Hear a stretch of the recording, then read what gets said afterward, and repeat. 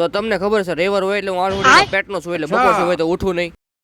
12 વાગ્યા તો હજી ઊંઘ આવે છે મને. બોલો નીકળી જાય રખડવા, કારણ કે આજ તો હાવ નવરી ના જતા બે. નીરવભાઈ મને બોલાવ્યો ને વ્યવહારિક એટલે મારે કામ કરવા જવું પડે, એમાં હાલે નહીં. અરે કહેના ક્યાં ચાહતે? કાઈ નહીં, આ તો થોડીક સબીના કાસ ઉતારવા હતા, તમે બહુ ઓર્ડર આપો એટલે આવવું પડે ને મારે. બે જગ્યાએ દુકાનમાં આવીને, કારણ કે કામ જેટલું બધું કર્યું કે નહીં, થાકી જાવ હોય કે નહીં, એટલે શેર જોઈને બધી તૈયારી કરે, તમે ઓર્ડર આપો ને એટલી જ વાર છે. હવે ફોટામાં લાઈટો ચાલુ કરીને લાઈવ બતાવી પડ્યા, ડોફારે લેવી હતી ને એટલે ઘર ભેગું થાને ભાઈ. 4 કપ સાના બધા મૌલિકભાઈ પાસે હો આજ તો. હવે ઘર ભેગી ના રવિવાર તો આમને મળ્યો થાય. અને ઉતાર દીધું અધોસાળી માં ઉતાર જાવ ને, મારું કામ તો પતી ગયું. હવે નક્કી જ કર્યો રવિવાર છે પણ કોઈ હક લેવા નથી. હજી એક પાર્સલ લેવા જવાનો ફોન આવ્યો. આ પાર્સલ મારું લાગે છે ને, મને જોઈને આ બાજુ જોડ્યું તો આવે છે. વહીવટ તો બધાને એક ને છે, આપણે બધા તો બેરોજગાર હોય એવું લાગે મને.